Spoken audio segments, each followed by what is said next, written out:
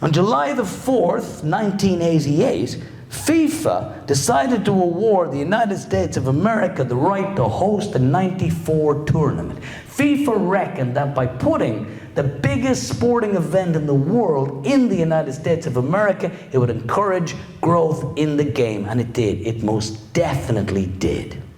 So, this was only the second time that Ireland had qualified for soccer's big dance, and what made it 67 times better was that England had failed to do so. It therefore did not matter a fiddler's fuck what we did in the tournament. We were in, England weren't, that was it. We could have stood in the middle of midfield and masturbated furiously for every second of the 90 minutes of every single game. It wouldn't have mattered a rattling damn. We were in, England were, ha ha, fucking ha, ha, ha, ha. And to make it better, Ireland were playing 2 games in Orlando against Mexico and the Netherlands, and I had tickets, and dynamic pricing hadn't been invented, and FIFA was only corrupt in a kind of a cuddly mid-90s kind of a way. Now my plan was I was going to drive to Saint Augustine, pick up some friends of mine from Ireland, and we're going to get in the car and head for Orlando.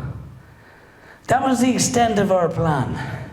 Did we have hotel rooms? No. That was something that was just going to work itself out later. We were men in our early 20s. And then my car broke down. I didn't care. And then Tropical Storm Alberto came barreling into the Gulf of Mexico, heading straight for Fort Walton Beach. I didn't care. Then they announced there'd be mandatory evacuations. I didn't care. Then they started boarding up windows. I didn't care. Then they started panic buying supplies and hoarding water. I didn't care. And then they announced that they were going to close the eastbound lane of I-4 or of I-10 between Pensacola and Tallahassee on the day that I was scheduled to leave. And I started to fucking care in a really big way. So I plied one of my bartenders with enough liquor to kill all of the Budweiser Clydesdales. Not some of them, all of them. And once she was completely and absolutely out of her tree, I asked if I could borrow her brand new Ford Taurus.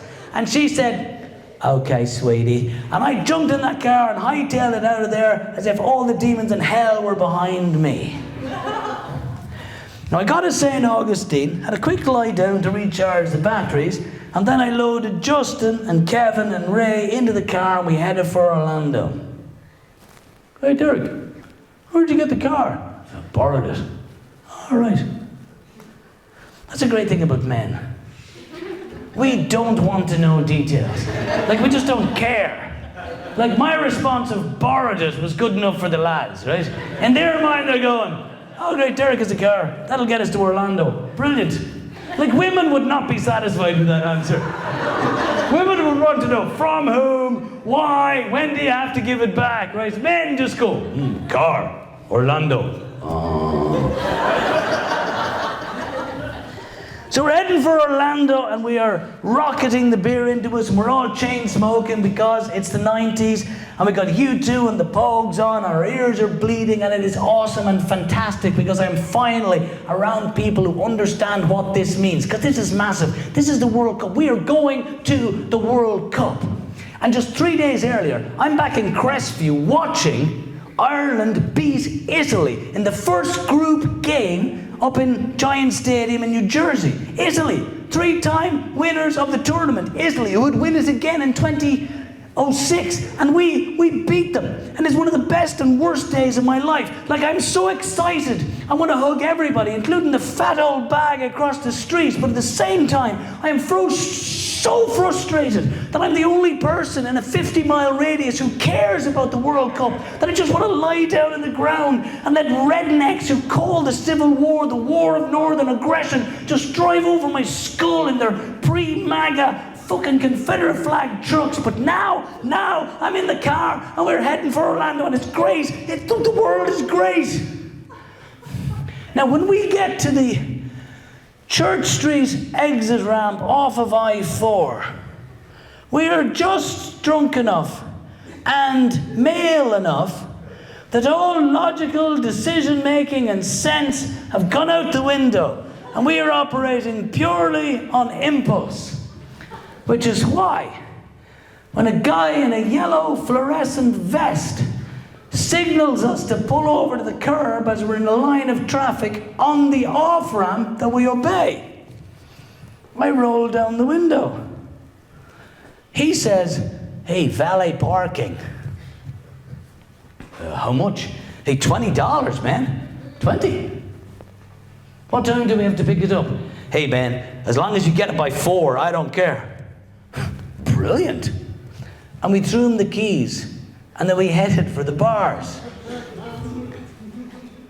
We're on the off-ramp, here. And we went fucking mad, right? Mad.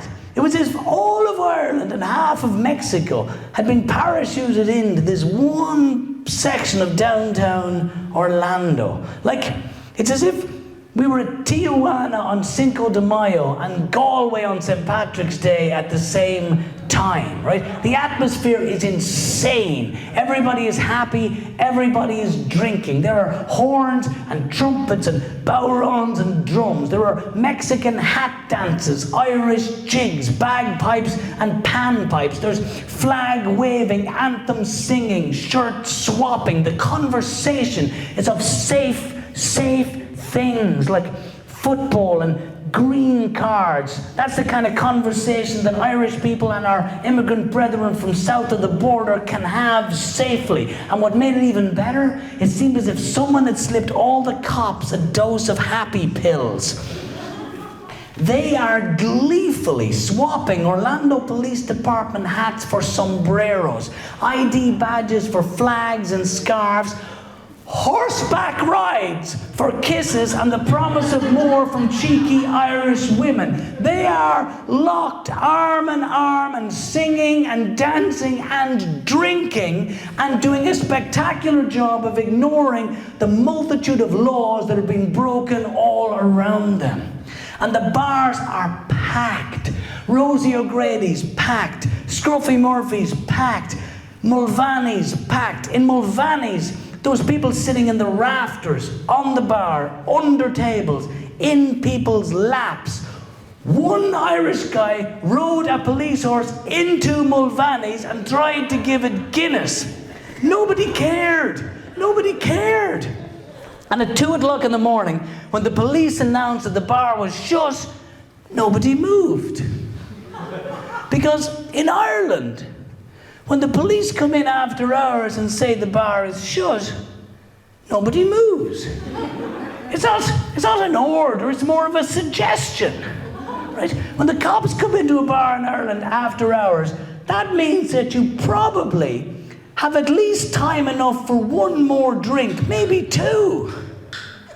But this was America. This was Orlando. This was the World Cup. This was a moment. This was a tipping point. And it tipped the right way. With the police captain by his side, the owner of Mulvaney's got on the microphone and announced that as the pub was shut, he could no longer legally sell us alcohol. But he could keep it open as a private party. And if there were some of us in the room who wanted to continue drinking, and he was pretty sure that a few of us did, all we had to do was donate the price of the alcohol to a charity of our choice. And in that moment, Mulvaney's benevolent Save the Children Fund was born.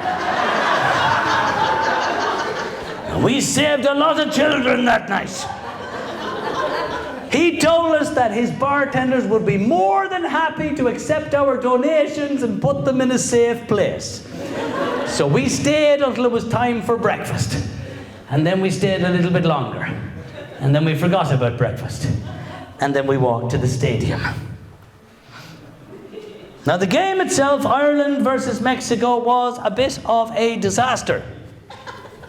Mexico won 2-1. Not necessarily because they were a better team, but because some fucking muppet of a television executive pandering to European audiences, decided that kickoff should be at noon in Orlando at the end of June in the concrete hotbox that was the Citrus Bowl. The on-field temperature was 117 degrees. It is the hottest on-field temperature ever recorded for a game of soccer. Was there a water break? Was there fuck? It would have been easier just to set the Irish players on fire. The Mexicans, being from Mexico, had a slight advantage in the blood-boiling inferno. For the alabaster albinos from the blasted, sun-starved rock in the North Atlantic, it would have been easier if we played the game on the surface of the sun. Do you know how hot it was that day? It was so hot that day that the children of all the Irish players who took the field that day have died of skin cancer. That's how hot it was that day. My abiding memory of that game is the sound of hungover, sun-stricken Irish guys passing out and whacking themselves senseless on the sweltering concrete of the Orlando Citrus Bowl. We are not built for the sun. Now, in a bar after the game, we were licking our wounds, and I decided that I should call my bartender back in Crestview and tell her that her car was okay. That's when I remembered that we'd forgotten to pick up the car. That was a bad moment. Then none of us could remember where we'd left the car. That again was a bad moment. Then Justin found the valet parking ticket in his wallet, so we had a drink to celebrate. Then I decided to call the number from a payphone. It was the 90s. Unbelievably, the guy with the yellow fluorescent vest answered. Now, he was not happy with us.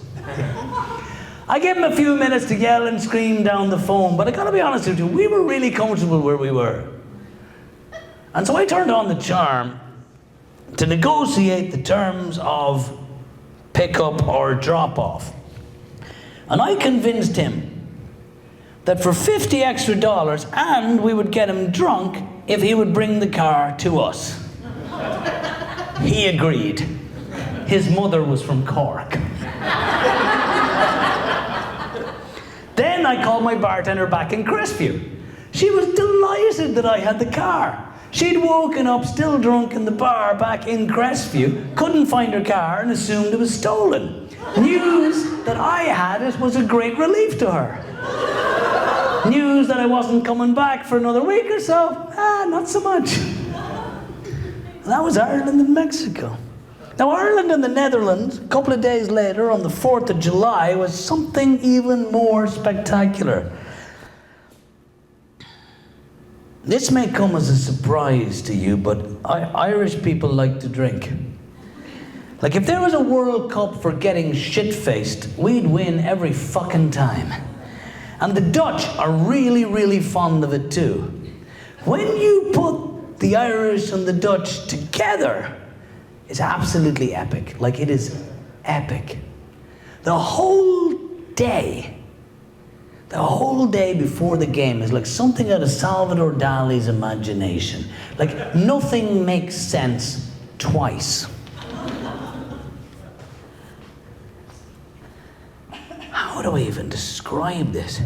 First of all, there are so many people in orange that it looks as if we are in Belfast on the 12th of July.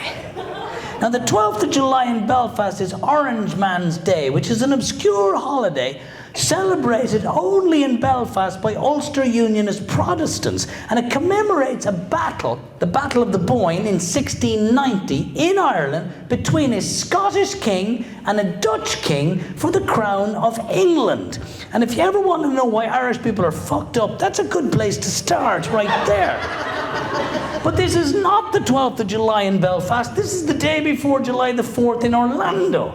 And it is fireworks and stars and stripes and legions of sunblock and sweaty, sun-stricken Irish people. And there's hot dogs and hamburgers, and the seductive American smell of patriotism is filtering through everything, but somehow is engulfed and sandwiched by massive alcohol consumption and chants of "You'll never beat the Irish" on repeat, which is kind of ironic because pretty much everybody beats the Irish, but fuck it, we don't care. We are unbelievable optimists. On one of the street corners, there's a shrine, a makeshift shrine to Andres Escobar, who was the captain of the Colombian soccer team, who upon his return to his hometown of Medellin was gunned down outside a nightclub, murdered, because he scored an own goal against the US in one of the group stage matches. And hundreds of fans are standing silently before this shrine, and some are praying, and people are leaving hats and scarves and jerseys and cigarettes as offerings. We spend a thoroughly surreal half an hour talking to an astonishingly beautiful Disney theme park guide who's trying to convince us that we should go to the happiest place on earth. But she is inadvertently sending us and legions of other Irish fans into paroxysms of giggling because she keeps talking about all of the massive rides at Disney. Ride has a totally different connotation in Ireland. And we just keep asking her questions about, do you like rides? Oh my God, I love rides. Like, I love riding rides. Like, sometimes I could get 3 or 4 rides a day. She's almost killing us. I'm not joking. We almost had to call our emergency room doctors for 3 pre-sunstroke firemen from Dublin when she moved on from the conversation about rides to discussing the Mickey Mouse statue that loomed over the park. Oh my God, guys. It's like the biggest Mickey in the world. Mickey obviously has another connotation in Ireland. Oh my God, guys, don't you just really love a really big Mickey? Like, obviously there's big Mickeys in California, but like whenever I'm away and I come back and I see it, I just want to touch it, you know what I mean? Like, it's such a really big Mickey. Like, there's no drug in the world that could have done to us what she did over that 30 minutes. All day long, all of the music from PAs all up and down Church Street, they're blasting every Irish song from every Irish band ever. It's Where the Streets Have No Name from U2 becomes Linger by the Cranberries, which becomes The Boys Are Back in Town by Thin Lizzy. Everybody is dancing and singing. Thousands of large, sweaty men in green flounder and stumble and clap their hands and belt out the words to Thin Lizzy's classic. And this goes on all day. And I swear to you, it's incredibly moving to see it. Like hundreds and hundreds of men, arm in arm, swaying and dancing and drinking. And it's as if Prohibition is about to be resurrected the next day and we are getting our fucking licks in. It's beautiful. That night, the bars in Church Street in downtown Orlando ran out of alcohol. They ran out of booze. I don't mean metaphorically. I don't mean in a, dude, we drank that town dry, you know, spring break story that frat brothers tell each other at their annual reunion kind of a way. I mean literally. They ran out of booze. Bars had to shut down because there was no more alcohol to sell. Like, genuinely, I get fucking emotional even thinking about it. One of my abiding memories of that night is of impossibly large Dutchmen, head to toe in orange, big fucking clogs on their feet, inflatable windmill hats on their head, drinking Frangelico. While the tables across from them are red-faced, sweaty West of Ireland farmers who were chugging Galliano with creme de menthe chasers. We ran into a friend of ours from our hometown, Brian Mulligan. And Mulligan is drinking peach schnapps mixed with Jägermeister. Hold on. Do you know what, lads? I think I've invented something here. And he had invented something. When he puked, the colours that were in that vomit were like nothing ever seen before on God's green earth. This was a technicoloured yawn of infinite beauty. Now, your man with the yellow fluorescent vest was once again looking after our car. When we dropped it off at him, there was 4 of us. But now, when we went to get it at midnight, because the bars were closed, there was somehow 9 of us. And only Justin and myself had the power of speech and were somewhat ambulatory. We loaded the rest of the guys in the back of the car in a beery heap of arms and legs and whatever. And then we looked at each other, because one of us was going to have to fly the plane. So I tossed a coin and he lost, so he drove and I navigated. It was like Helen Keller and Stephen Hawking trying to have sex on a roller coaster.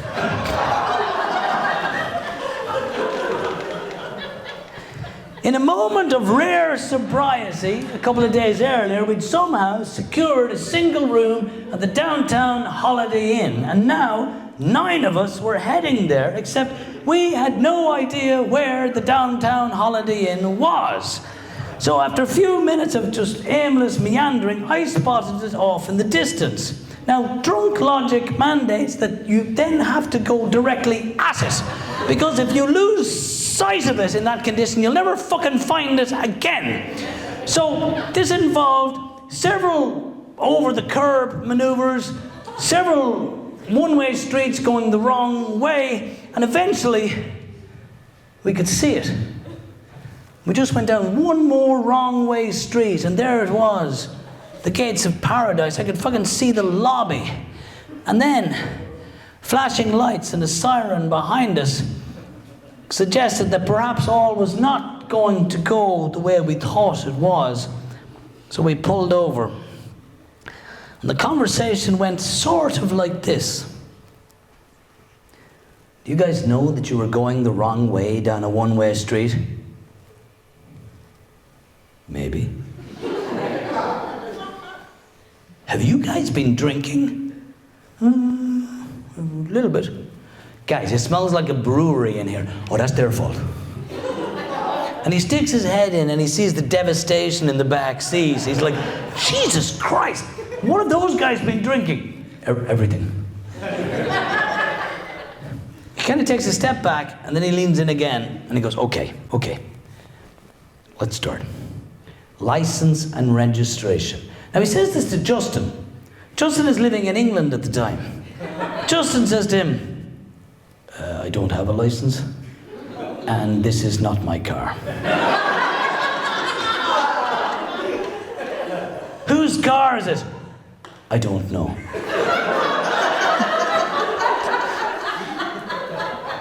It belongs to a friend of Derek. Then the cop goes, who's Derek? I am. A friend of mine loaned me the car. She doesn't mind.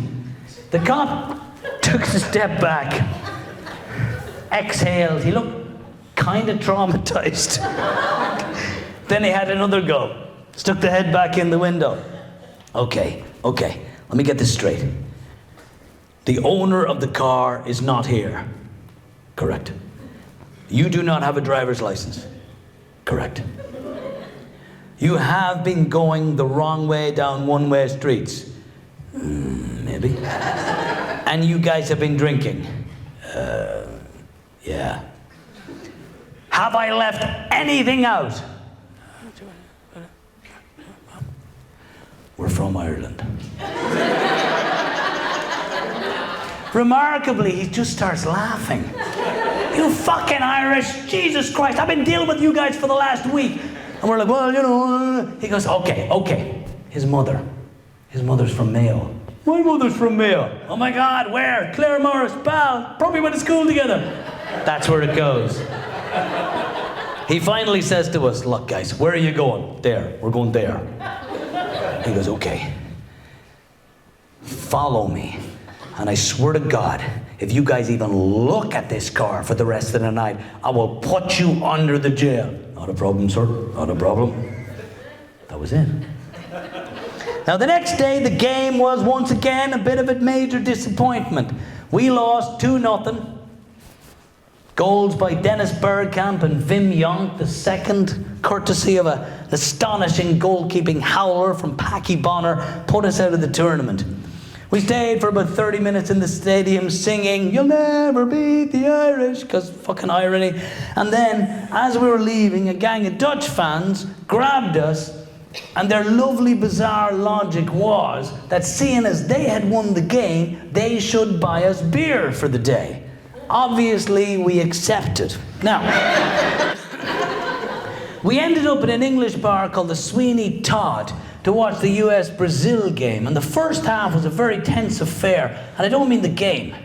Like, the bar is full of Irish and English and Dutch and Brazilians and the occasional American. Hey, do you guys know what offsides is? Fuck off, Chad. Ancient hostility and historical distrust means that this could go wrong at any moment. And it's about to get ugly right around half-time. And then it doesn't.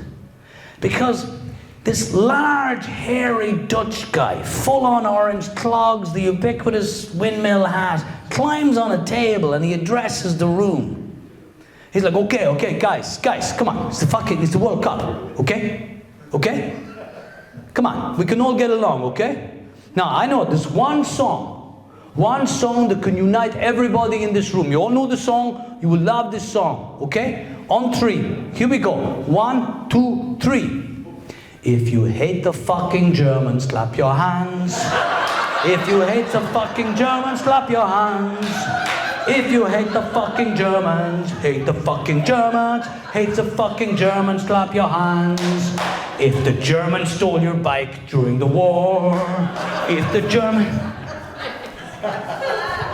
Simpler times, people. Simpler times.